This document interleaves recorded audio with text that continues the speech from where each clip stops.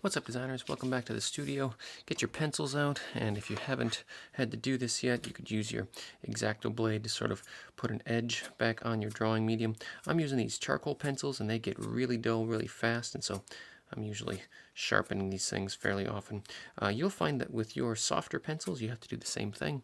This technique of sharpening with an X-Acto blade, as long as you're sort of cutting away from you and collecting all of your schnipples here on the on like a scrap piece of paper or something, is pretty safe. And the added bonus is that instead of sticking this thing into a pencil sharpener and grinding away all that great drawing medium, you end up saving a lot more of your drawing pencil, especially if you paid a lot for it. I've got 2 more drawing exercises in this tutorial that we'll work through.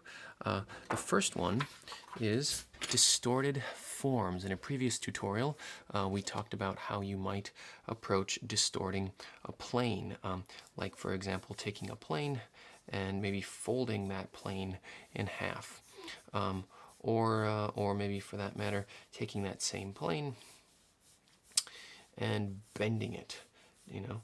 These are just 2 sort of simplistic illustrations. Now, if we could do something like that to a plane, well, why not do it with one of our forms that we practiced on one of our first days? So follow along with me. I'm going to sort of make a fairly light drawing here of my triangular prism.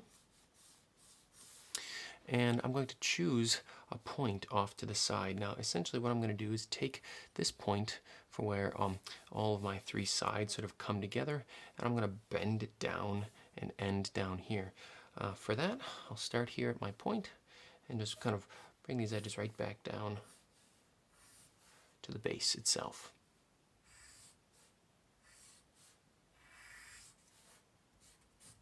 I'll try one more of those right next door.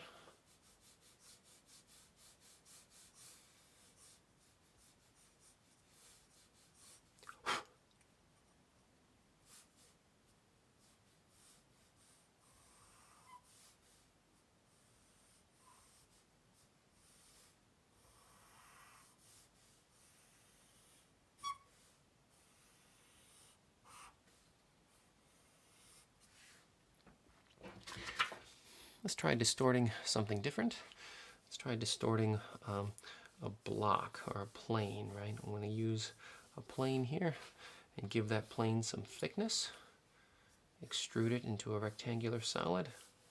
And now I'm going to take this plane and sort of flex it up, not unlike the way I flexed this, this plane up here. To do that, let's keep in mind that our lines should stay parallel. So this line here is parallel to this line out front, or more or less. The bend line up here should also stay parallel. This should sort of help me track more or less where I want my my goal, my sort of end of the shape to be here. So I'm going to give it its thickness.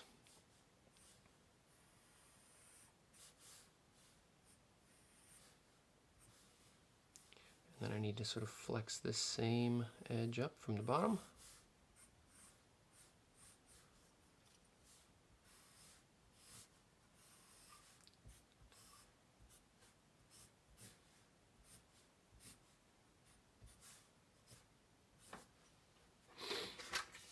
And now we can maybe try some fun stuff, right?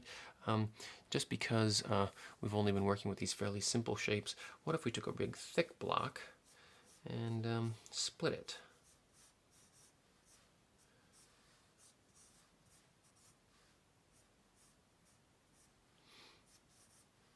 And we bent maybe half the block up and half the block down.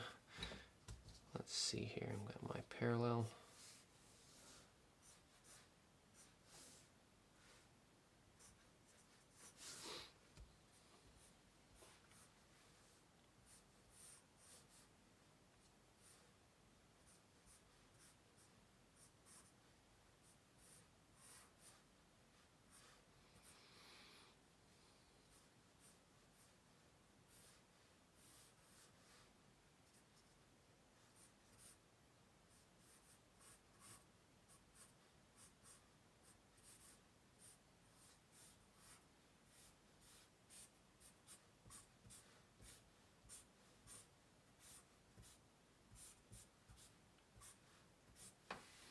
So, sometimes these drawing exercises can feel a little dry, but go ahead and challenge yourself a little bit.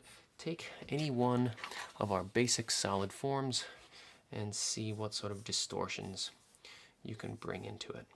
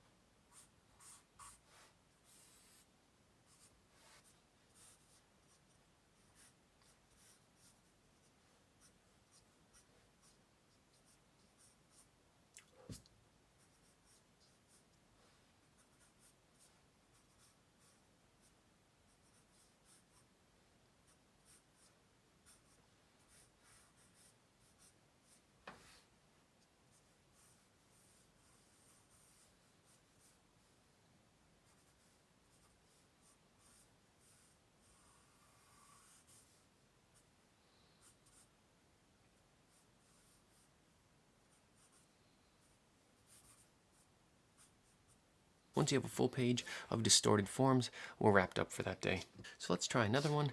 And this one is going to be maybe a little bit slower design, because we're going to be sort of opening up or cutting, what's called cutting, and taking a look at the cross-section of some of these shapes. Let's start with a cone here. I'm going to make a little bit larger cone. And it'll be really important to kind of keep that very light drawing technique for this exercise, and also keep in mind sort of what the cross-section would always look like. The cross-section of a cone is always going to be an oval or an ellipse.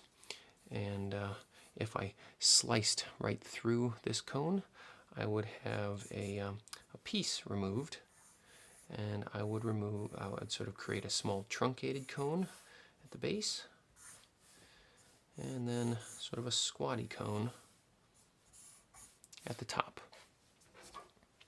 Let's try another one. I have a block, a rectangular prism, and I'm going to place a cut right through the middle. That cut makes a right angle at the edge. The cuts are parallel to the edge, and this cut was a nice wide cut.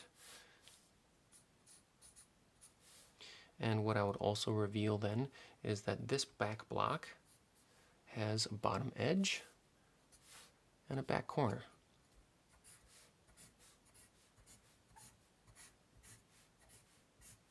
The cross section revealed in this block is that I have another rectangular face exposed. If it's easier, as you're working on this, to sort of lay in a very, very light shadow to differentiate what we might call the inside and outside of the forms, go for it. It's not a bad idea.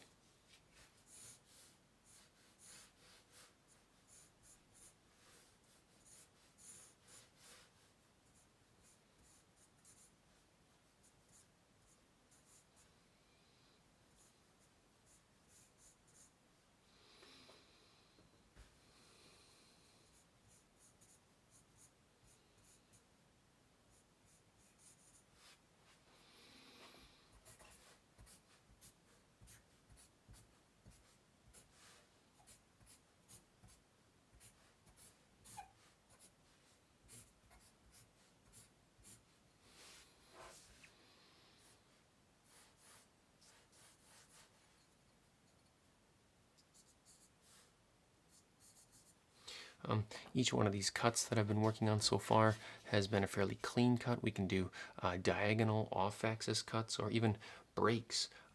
In this example, I'll sort of put a diagonal cut in my cylinder here, and the diagonal ellipses will just sort of determine where those curves are.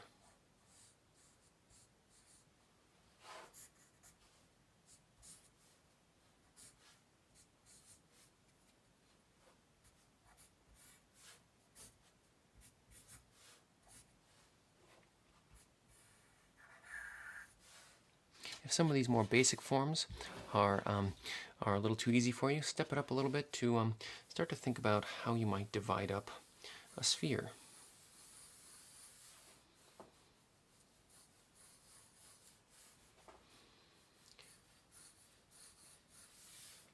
Use the ellipse to sort of describe to you where the cuts may be. I'm going to remove sort of a top chunk of this sphere out.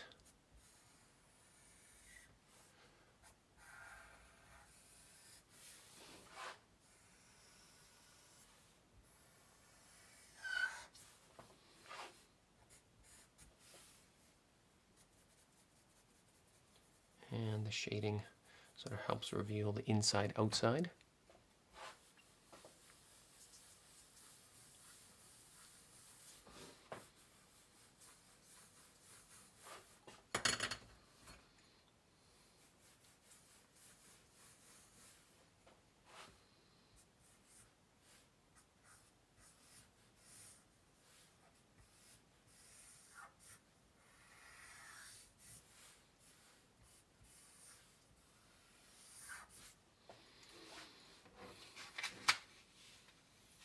Or combine some of our distorted forms from earlier lessons.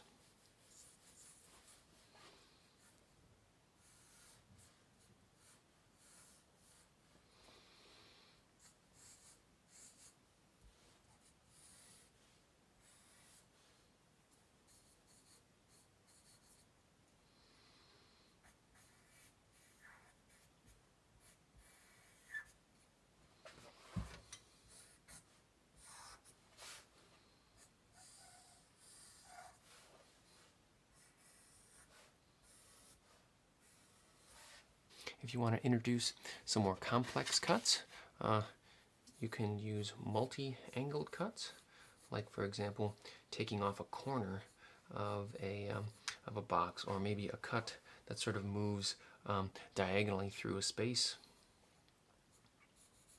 and then vertically.